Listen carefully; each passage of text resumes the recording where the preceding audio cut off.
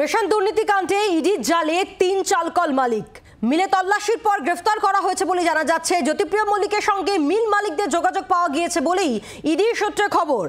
Ration দুর্নীতিকাণ্ডে ইডির জালে ৩ চালকল মালিক। কথা বলবো, বিক্রম দাস রয়েছেন আমাদের সঙ্গে টেলিফোনে। প্রতিনিধি বিক্রম, এই ৩ চালকল মালিক যাদেরকে ইতিমধ্যে গ্রেফতার করা হয়েছে তাদের কি ভূমিকা, ইডির সূত্রে কি জানতে পারছো?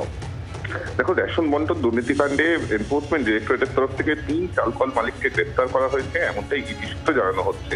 এনফোর্সমেন্ট ডিরেক্টরেট সূত্রের খবর যে তদন্ত করতে গিয়ে সম্প্রতি তারা এই ৩টি চালকলে তল্লাশি অভিযান চালায়, সেখান থেকে প্রচুর নথিপত্র সেখান থেকে বাজেয়াপ্ত হয় এবং মানি সেলের যে তথ্য তা তদন্তকারীদের হাতে উঠে আসে এবং তদন্তকারীরা যেটা জানাচ্ছেন যে এই ৩ চালকল মালিকের সঙ্গে কিন্তু এক ব্যক্তির মাধ্যমে জ্যোতিপ্রিয় মল্লিকের সঙ্গে কানেকশন পাওয়া গিয়েছে, এমনটাই প্রাথমিকভাবে তারা জানাচ্ছেন। এবং ৩ জনের মধ্যে একজন কিন্তু ইতিমধ্যেই পালিয়ে বেড়াচ্ছিলেন রেশন দুর্নীতিকাণ্ডের তদন্ত সামনে আসার পর।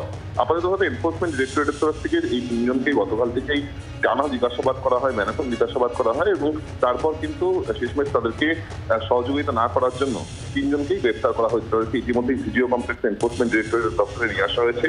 আজকেই তাদেরকে ইডির বিশেষ আদালতে পেশ করবে এনফোর্সমেন্ট ডিরেক্টরেটের তদন্তকারী আধিকারিকরা, যেখানে তাদেরকে নিজেদের হেফাজতে নেওয়ার জন্য আবেদন জানাবে ইডি, কারণ তাদেরকে জিজ্ঞাসাবাদ করে এই ঘটনায় আরো কারা কারা যুক্ত রয়েছে বা কিভাবে এই ট্রেল তৈরি হয় সে বিষয়ে তাদের কাছ থেকে জানতে চাওয়া হবে, এমনটাই কিন্তু এনফোর্সমেন্ট ডিরেক্টরেট সূত্রে আমরা জানতে পারছি।